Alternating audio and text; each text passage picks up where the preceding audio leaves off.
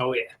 Welcome to another episode of Sparring Sessions, podcast talking about MMA, combat sports, fighting, you name it. No politics, though. No politics. Today, we're here to break down this upcoming UFC Fight Night, Dolidze versus Vettori 2, going down to the apex from a betting perspective. But first, I got to bring in my co-host. You heard him there. It's not any regular. We got a newbie in the house. Alex, how you doing, Alex? I'm doing okay. I'm excited to be here. I don't bet much, but I pick every card. I pick every fight on every card. Hopefully we do well. Yeah. Hopefully we don't fail. Yeah, hopefully we don't. Welcome. You and I have known each other for a few years now, but obviously most of the people who listen to the podcast don't know you. So I got a few questions for you just to introduce you to the fans. So first up, it's got to be, this is an MMA focused podcast. For what got you into MMA in the first place? And I'll save the third one for later, but the second one is, what's your kind of interactions with betting? You said you don't bet a ton. You used to bet a lot. Hit me with those two first. I got into MMA because of really my dad. Ever since I can remember, really, we've been sitting around in the living room watching whatever event we can find. But then in 2017, I think I started training, and since then I've picked it up way more, kind of become my own thing. So it's really just picked it up from training and my dad. Betting stuff, I used to bet a fair amount more. I've stopped because I'm poor. Can't afford losing money every weekend. But I am on a bit of a break, bet a lot back in the day, and now really try to stay out of it because I'm not good with it at all. But, we hope to improve. So. Yeah, watching MMA, hopefully enough of a break, you've seen some trends in the lines, gotten a little better with your straight up predictions. And you kind of hinted it there, but my next question for you is, well, not a question, but you're a fighter yourself. I won't go too into detail. I'll save that for you, but tell me a little bit about your fighting career and what caused you to want to start punching other dudes in the face. A lot of anger. That's what it was. Interesting. No. Started training when I was 13 or 14, something like that. Been training like kickboxing and jiu-jitsu ever since. Since the day I stepped in there, I knew that I wanted to fight eventually. It just was a matter of time, really. Done a ton of random tournaments. Nothing too crazy. Never got any ridiculous submissions. But some cool ones at least. And then fought for the first time last year in February. I'm 2-1 at this point. Fought for Havoc Fighting Championships. It's the full name, I think. Been on 17, 18, and 19, and am 2-1 so far. So hopefully we can continue knocking up that record. And I think honestly, I don't want to make too early of a call here, but there's a unified event that's all amateurs that I'm trying to get on in May here. So hopefully that'll be the return. Wow. Big names here. Unified. I'm loving it. You should be 3-0 in my opinion. I've seen all your fights. Obviously, our friend group really shows out, but yeah, love it. Hope to see you on that card. Make it 3-1, maybe make it to the big leagues in the next few years, but that's not what we're here to talk about. Maybe in the future we'll get you on when you get on that unified card. You'll be betting on me soon enough. There you go. We're going to talk about bets for this super exciting fight card. We'll get into that in a second. But first, I do have to recap last week. Now, you weren't on the podcast, so I will not recap any bets for you. But for myself, I had Leal over 56.5 significant strikes. That somehow hit, despite that fight not even going into the second round. He just kind of battered up Morono for 70 strikes in a round, which is crazy. Bruno Ferreira under 41.5 significant strikes. That hit. he got a second round submission. Gutierrez money line, that fight fell apart. Morono plus 575. That didn't happen. And then Jordan Santos and Blades, I had a parlay of. Blades fell out day of. Jordan Santos lost. I thought he won, but whatever. So I did okay. Hit a few more value plays. Genie, he got hit bad. Blades, KO, and decision both fell out, obviously. Grant, I have under 2.5. That was never hitting. Gutierrez, minus 105. Fight fell off. Myron Santos, KO, plus 175.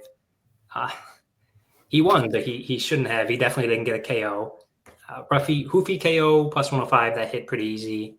And then he had Fiziev KO. I didn't love it at the time. That's a little crazy, yeah. It was a pretty good line, plus 180, but still. And then the parlay, sparring session parlay, surprisingly the lowest odds of the parlay, plus 138 for Ferreira hit. That was Genie's leg, but Rona Leao over 1.5 and Jordan Santos did not go the distance, did not hit. Unfortunately, Jordan Santos, Ozzy Diaz, not go the distance. Did not hit, but we had a pretty big number, plus 380 or something. So hopefully shouldn't be too bad of a hit if, threw a few bucks on it. Yeah. We are into UFC Fight Night, Vettori versus Dolidze 2. Really quick. What line did you have on Morono? You said like plus 575 or something. That's ridiculous. Plus 575. Yeah, Leao was like a minus 900. I just threw it out because I'm like, Morono should not be plus 575, but he looked like a plus 575 in there. I'll tell you that. I thought you bet that he was going to like outstrike him by 57 punches or something. No, just money line. Oh my God. I would never bet that line. Jesus. Yeah, no. Awesome. So yeah, UFC Fight Night, Vettori versus Dolidze 2 going down the UFC Apex. Not an exciting card, not a great card, not a great main event. But hey, Vettori's cool. Come on. Vettori, sure. You two look a little alike, right? Orc. It's the orc DNA. It's orc. Yeah, one of the things I love about betting makes these awful. Sometimes they're awful. Sometimes they turn out good, but makes these fight nights a little more exciting. A little more. You're winning a little money. You're losing a little money. The emotions are running for Carlos Vera and Josias Musasa. I don't know. Random fights.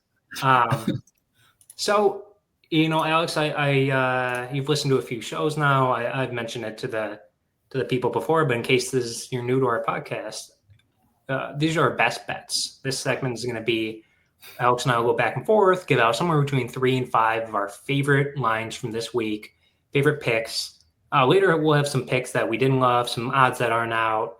That's for later down. This segment specifically just for our 3 to 5 best bets, stuff that, a friend texts us, who's not an MMA, texts us, hey, watching the fights, what are some bets? These are what you'd give them. So, Alex, you are the guest. I might regret this, but I'm going to let you go first. What's your first best bet? Well, do you have 5? If you have 5, you should go first because then you won't have to do 2 in a row at the end. All right, fair enough. I like it. I will go first myself. I am going with a parlay of Andre Lima and DR Nergoje. I'm still not entirely convinced that's how you say it, but blame it on DC if I got that wrong. That nets at minus 115. I think those are both pretty safe. Nergoje, undefeated, fighting Brunson Hibiero, who I don't rank very highly, and I think Nergoje can kind of just win, even if Ribeiro turns out better. I think he just wins, maybe takes him down, whatever. And then I think Andre Lima is miles above Daniel Barres. I think Daniel Barres, he's 36, he's lost 6 fights. I think Andre Lima is just the next big thing. So yeah, you put those together, you get minus 115, and I like that. That's pretty good. It's not too bad. Let's hear your first bet. Okay, I had Marvin by KO or TKO. Ooh. Now it is silly. Okay. It is a bit of a wild shot for the first one, but I do think that I rewatched the first fight. Marv and Roman already fought once, Yep. and it was to a decision. But I thought that this time, I think Marv's going to try to take him down and probably grind him out. I just don't see Roman being able to hang on the ground with him like that.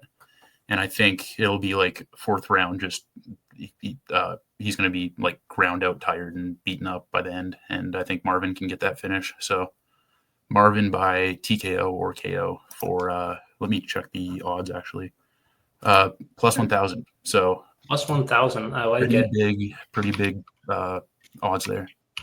Yeah, that's not a fight I thought was. I mean, over 4.5 is minus 200. So obviously Vegas doesn't think it's going anywhere or going under either. But I don't hate it. I mean, Dolidze has been.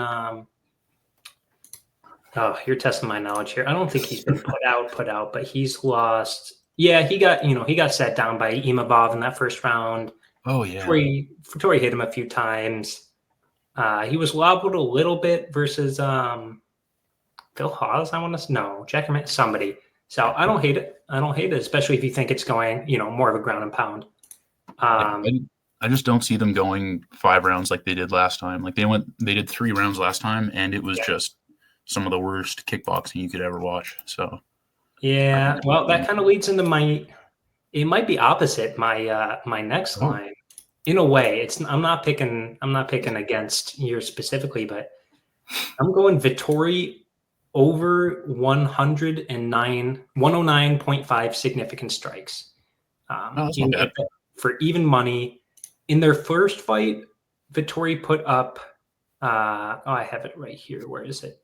106. So he almost hit it in 3 rounds versus Dolidze. And if you remember, I think it was round 2 wasn't super active. They kind of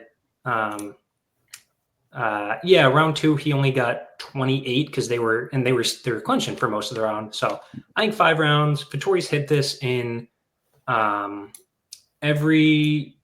almost every one of his 5-round decisions. That's not true. Half of his 5-round decisions that he's not just trying to take someone down. Like he's not fighting a striker. So I think, he's not fighting Kevin Holland or Izzy. So, he got 190 versus Costa. He got 153 in that loss to Jared Cannonier. So I think 109 is a good number. I'll take the over on that. Nice. Yeah. Well, I think even if he gets him down, he's just going to be hammering him the whole time. Like I don't see him not hitting that. Yeah. This is significant strike. So it's a bit, it's weird. Yeah. Basically anything at range. So not on the ground or in the clinch, and significant strikes on the ground or in the clinch. Mm-hmm. What does that mean? Who knows? It's so iffy, yeah. It's iffy, but I think 5 rounds he can get it done. So let's hear your next one. Okay, I had Chidi and Jaquani versus Elizeu Zaleski dos Santos to be under 2.5 rounds. I think Chidi knocked out, or his last 5 fights or something have been finishes, basically. Oh, no, I'm wrong. His wins. He had a 4-win streak where he finished 4 guys in a row. Yeah. And then lost 3, but got finished twice in those. And then is being a decision merchant now. But I think that he's probably angry at this point because he's gotten 2 decisions in a row. And I think he wants to go out there and kind of throw caution to the wind. So I think that'll stay under 2.5. Let me find the number. Sorry. No, all good.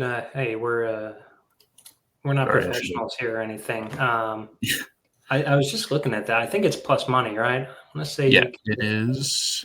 Oh, minus 150. Minus 150 for the under 2.5. So not a bad line. Chidi definitely has that power. Dos Santos isn't really a finisher, but I mean he put out Scoggins in a round last fight. So yeah, exactly. There's a chance this fight could be really bad in a clinch fest, 3-round split decision. But if not, this is a pretty good line if they just stand a range. So yeah, not where I was going, but I like the vision. Speaking of which, I have. It's funny. You keep teeing me up. Njokuani over 40.5 significant strikes. So 40.5. This is even money again. Chidi's That's low, isn't it? He's gotten this in every fight that's gotten out of the first round. So he got this last time versus Jared Gooden. He got 105, 64 against Reese McKee before that. He got knocked out in the first round against Michael Jacek, didn't hit it. So I think he can hit 40.5, especially I don't know, especially if this fight either turns into a slugfest or goes long. I think 40.5 is a good number. And Zaleski dos Santos has allowed, he's not a super great defensive guy. So, yeah, I just thought this line was low. I like the over 40.5 here. 40.5 feels really low, especially for such a striker. Exactly, right? 2 strikers. Yeah. So, yeah, what you got next? I have the Ryan Spann money line. Ooh, spicy. I see it. I have it on my sheet at plus 145, but that was from when we were doing predictions. I'm curious if it's gone. I think it's basically plus 140 at this point. Gotcha. Give me 2 seconds here. Sorry. Ryan Spann, plus 140. I don't think Waldo Cortez Acosta is very good. And Ryan Spann, I don't think that Waldo will be able to get him down. I think Ryan's just too long, too tall, be able to slip out of stuff and then clip him on something. Ryan's such a long striker that I just don't see Waldo not getting hit. You know what I mean? So interesting.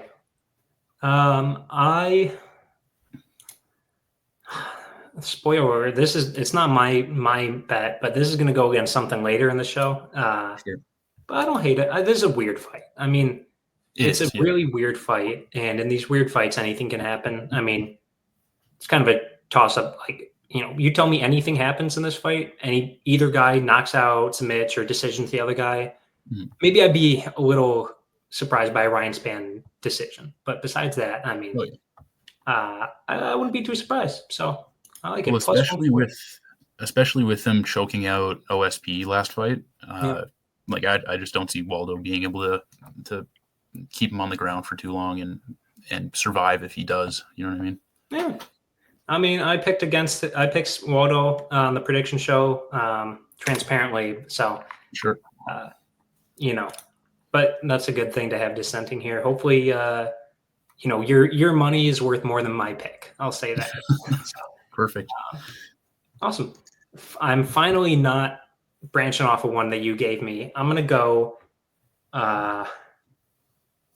Which one do I want to get? Okay.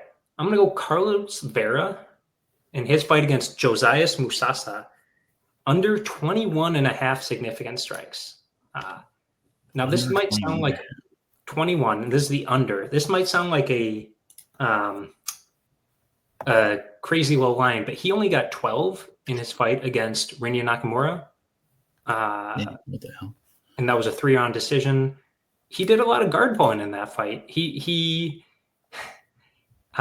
a Ryan Hall guy. He trains with Ryan Hall, and he did a lot of Imanari rolls. I mean, the kind of stuff you see Ryan Hall doing, in all of his fights. So I think, especially against the power of Musasa, who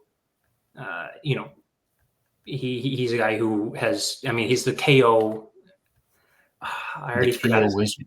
I just found it. Yeah, KO Wizard. Yeah, that's a great nickname, and I think he'll want to stay on the ground. Maybe this turns into like him just guard pulling and everybody hitting it, but 21.5 is awful high for a guy who just does not like to strike at all, even on tough. So under 21.5, maybe we get a quick knockout and this gets hit either way. We don't have to sweat it for 3 rounds. Right. All right. I believe this is your last one, right? Yes, this is the last best bet I have. Okay. I took Damone Blackshear under 2.5 because he got a bunch of finishes in a row. Where did he go? And so the line win and the under 2.5, right? Or is this the fight? I think so. It was win and under 2.5. Let me pull him up really quick. Sure. He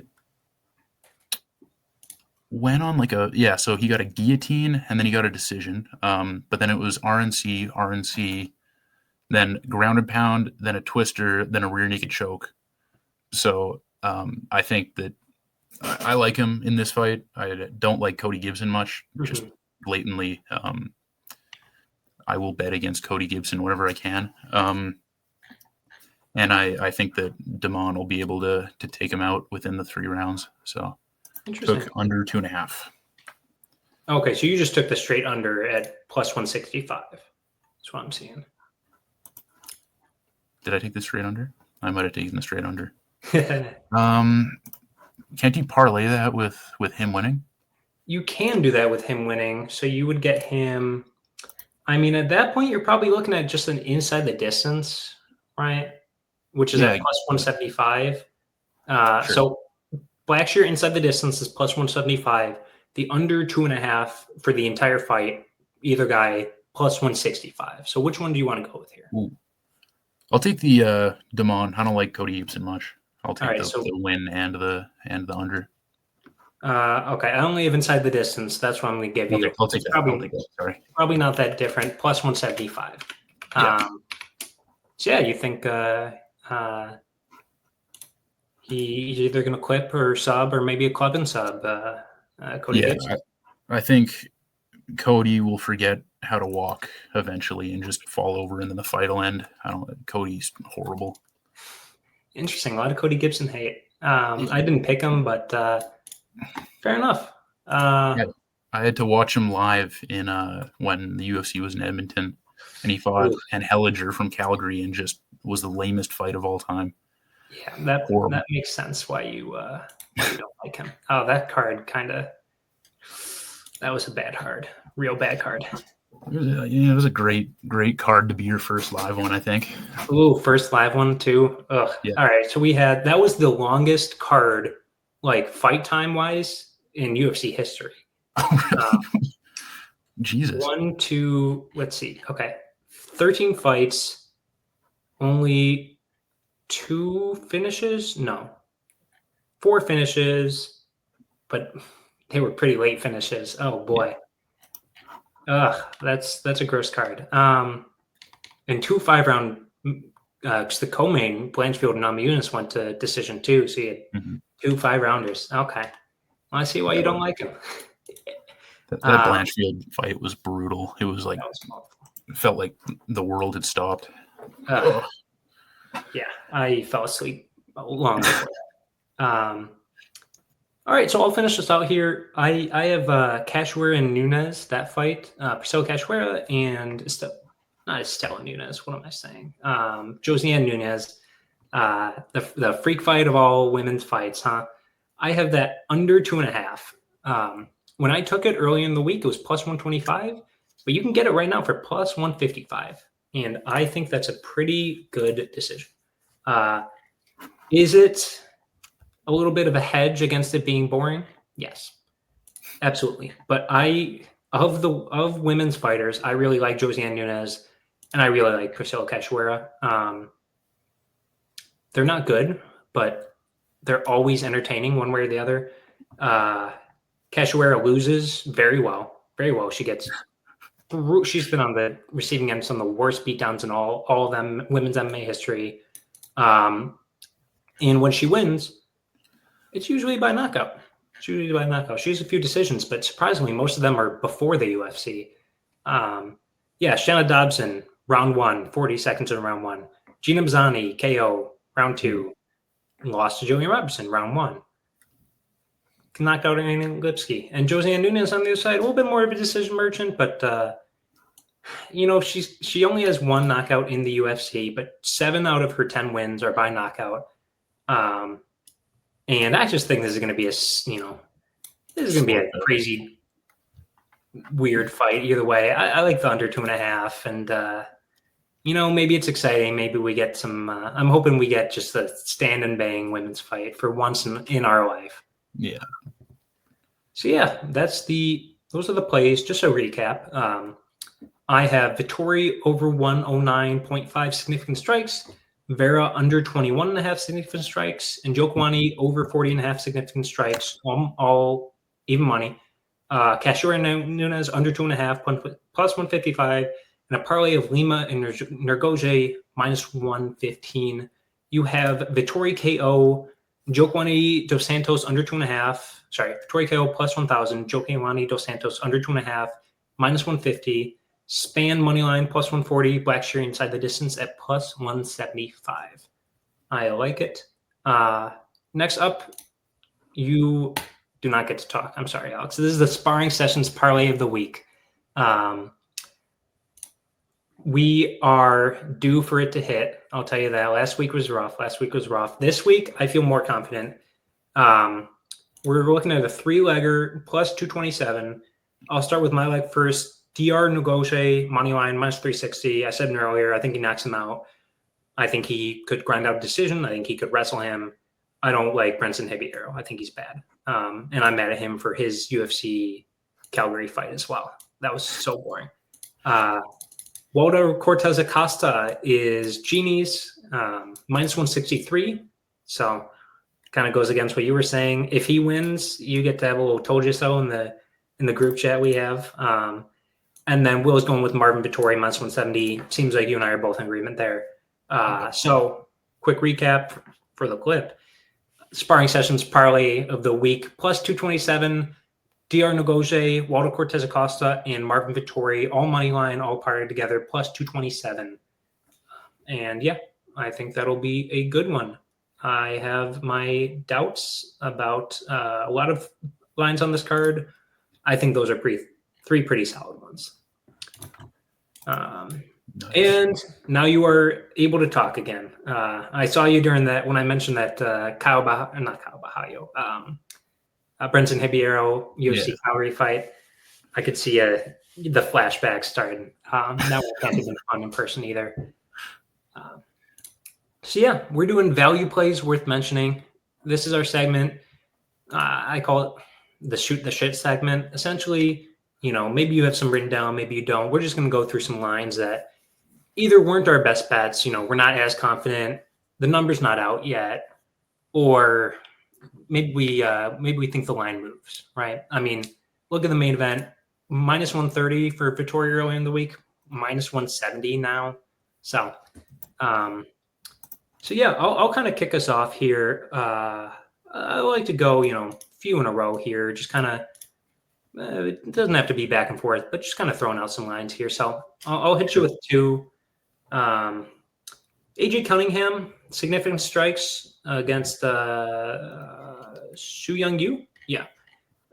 Over 25.5 significant strikes. I mean, Cunningham's hit that in his single fight that he had where I'm got UFC stats up here. Where is it? Did they drop it? No. Okay. He's had 2 fights, one in the Contender Series, one against Ludwig Klein. Both were inside the distance. He lost both, but he got 36 and 69. So I don't think Su Young Yu is going to knock him out super early. I think he's going to win, but I think he can hit 25.5 strikes. And then I'm also looking at Sam Hughes, over 69.5 significant strikes. I think this is going to be a striking match. I think Sam Hughes got that dog in her. Even if she's not going to win, she's hit this over in most of her wins, except for when Jacqueline Amarim just kind of held her down for a round and a half. And when she took down Elise Reed like 4 times. But for the most part, she's hit this. So I like those two. What do you got for me, Alex? I wanted to take DR. What's his last name here? DR Nergoje by submission. It is like plus 1,000. Yeah. Wow. And I think he has 2 or 3 of them. Let me check. Yeah, he has 2 wins by sub, a Kimura, and a leg lock, both in the first round. So I think that he pretty much has about an equal chance of submitting this guy as he does knocking him out. And it feels like that line's really big for such a big piece of his game. So I took that, and then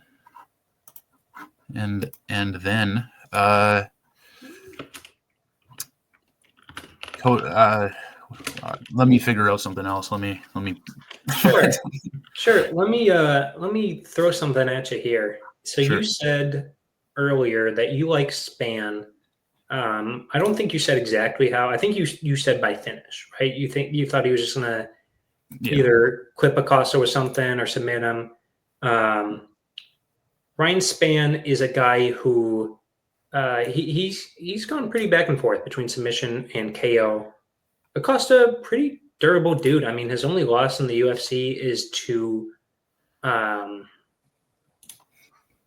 why am I blanking? What's the Brazilian guy's name here? Marcos Rogerio de Lima. Ugh, gross. Right Don't there. say that to me again. Yeah, De Lima. And in that fight, De Lima took him down 3 times. Just kind of held him down. Didn't really attempt any subs, but he was on the ground. What do you think about Ryan Span by submission at plus 400? I think you'll have to catch him for sure. Okay. Well, Ryan Span by KO is plus 400 as well. Well, I don't think it'll be like Brian gets him down and then really works from position to position. I think it'll be Waldo attacks something stupidly and then gets caught in a sub. You know what I mean? I don't think it'll be an active sum from Ryan. It'll be a screw up from Waldo probably. Okay. Maybe you don't love that one then. If you're against it, but hey, that's what this segment's for, right? Exactly. It's plus 400 though. Plus 400 for both inside the distances, or for both finish props, and then points is 650. I'm not really looking at points there, right? Oh no, I think the knockout is way more plausible, especially with Waldo just moving weird a lot of the time. Like I think he'll step the wrong way and just Ryan will throw at the direct right time to crack him across the head. You know what I mean? Yeah, I like it. I do like KO now that now you mention it. He's not really a wrestler. Ryan Span is. Just even. Oh no, exactly. I don't know if he has any takedowns in the UFC. Oh, okay, he is 2. 2. Too recent. I'm not going that far back. Oh, okay. Interesting.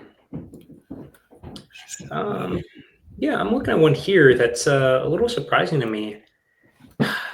Kurt Halabaugh. I don't know if you've done all your picks yet. Who are you picking in the Hernandez Halabaugh fight? I gotta take Hernandez just because I've liked him historically. Yeah. But that's really all. He's the minus 200 favorite, I think. So interesting. Huh. I might. I picked Halabaugh. I'm deciding between the money line. You know what I'll do? I'll do Halabaugh. It's not out yet. I think it should come out. You know, sometimes they don't go as hard with props on these Apex cards, but I think it'll come out. It's a pretty common one. Halabaugh and round 2 to start. I think you can get a little more juice than his plus 180. If you can get Halabaugh in round 2 to start, like plus 275, I kind of like that. Hernandez typically loses. We've seen it. Gassing out, right? He's a strong first round, maybe strong start to the second round, and then he's done. Yeah. So I don't think Halabaugh's winning the first. I would be surprised. So I could see like a Halabaugh second, third, or points. I'll go. I'm looking at to start round 2. Yeah, I agree. I don't think that Hernandez can really get put out or finished in the first. Like he's such a durable, tough dude that he's just going to keep fighting through the first couple rounds or first round, I guess, and possibly get finished in the second or third. Hey, I think so. Sounds like you don't, but it's biased. I'm biased. This is why I don't bet, because I'm terrible. I just like guys and don't like guys. That's all it is. Fair enough. Sometimes that's how you bet, right? With your heart instead of your head. Exactly. Sweet. Well, as long as you're still looking, I got another one here. Okay, this is pretty far out there, okay? But sure. Nunes and Cachoeira, it's going to sound kind of crazy, but Priscilla Cachoeira by submission, plus 2,200, okay? Hear me out. Does she have many subs? She has 0 subs. She's been subbed 4 times and has 0 subs. She has, I'm sorry. Josiane Nunes by submission, not Priscilla okay. Cachoeira by submission. Okay. Nunes by submission plus 1,800. I was looking at the wrong line. You said it yourself. Cachoeira's been subbed 4 times. Nunes somehow, despite Priscilla Cachoeira coming up in weight, has a reach disadvantage. So she's not. Though. She is. She's not typically a grappler. I mean, she doesn't really have a ton of takedowns, but she is. She'll go to the clinch if she can, or if she isn't feeling it. I think Priscilla Cachoeira might kind of clip her. Maybe Nunes kind of bodies her down a little bit, goes for the sub. I mean, she's bigger than her, even if she's shorter. And I could see a Nunes sub. The lines, obviously, the money's on KO, but money's on points. But finish KO. But I don't know. I got a feeling here. Sure. What do you think? I'm looking at the absolute bottom of the card here. At Carly Judice versus Eunice Dubin. Yep. Eunice Dubin, something like that. Eunice Dubin, yeah. Yeah. So I don't even see. Okay. Carly by KO is plus 350, and I think that's the only way she wins this fight is knocking this chick out. She's won 3, she's lost 2. Her 3 wins are all KOs or TKOs, and then her 2 losses are decisions. So I think that she's either going to finish her or get beat by points, pretty much. But I haven't looked too much at the other chick either. Eunice Dubin. Dubin is, if you remember on the Contender Series, she's the chick that got that huge knockout and knocked Shannon Clark out cold. Huge underdog in that fight. She's also a finisher. So you're looking at KO. Judice by KO is plus 350. Maybe you look at this fight to end by KO. That number's not great. Maybe you're looking at this fight. I'm going to read out some lines to you about this fight since you got a feeling here. You tell me which one you like, okay? Sure. Under 2.5 is plus 140. Goes to not go the distance, plus 120. That's surprising. Judice by KO plus 350. And then fight to end by KO, you're not getting a ton of value here, plus 170. Mm-hmm. Probably go with the under 2.5 if you're doing KO. But what do you like here now that those lines are out? I think the under 2.5 is pretty solid. I also don't put too much stock in that Shannon Clark KO. Oh, interesting. Just don't think that Shannon Clark's really that good, even though Eunice was I'm pretty sure she was the dog, right? Plus 700 or something. Yeah. So I think that Judice will probably knock her out, but keep it under 2.5, and that's probably better value, to be honest. Because they're both bombers, you know what I mean? Our friend Jeannie is huge on Dubin by finish this week, so maybe that's a good. It's women's MMA. Anything can happen. It's probably going to decision, but exactly.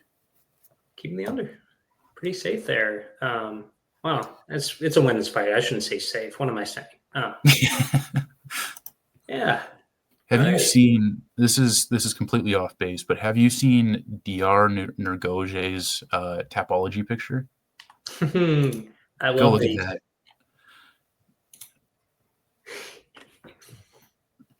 I wish I could put it on screen, but he's got no neck. The guy's massive. He is huge. 6'2". Is he bigger than I did this for the prediction show. I don't have the numbers. He's actually the shorter guy here, surprisingly enough, but he is thick. He's a thick boy. While we're on the subject, you know who is my favorite Tapology photo of all time? Look at Makwan Amirkhani's. Oh God. Oh man. Tapology. They don't have guidelines? No. This will get taken down. There's some alcohol, the idea of alcohol. There's the idea of gambling. There's the idea of, ring girls, I guess. Women, but it's a pretty cool Tapology photo. I'll say that. Speaking of which, that's pretty awesome. Tapology, Alex Sundek. I don't see a Tapology photo here. No, I think I'm still Chuck Norris. Yeah. I think Noah claimed that though, so you'll have to talk to Noah about putting a photo up. I will not talk to Noah. I'm good about it. All right, so that's all for our value plays. So some interesting ones there. Chat about a few lines.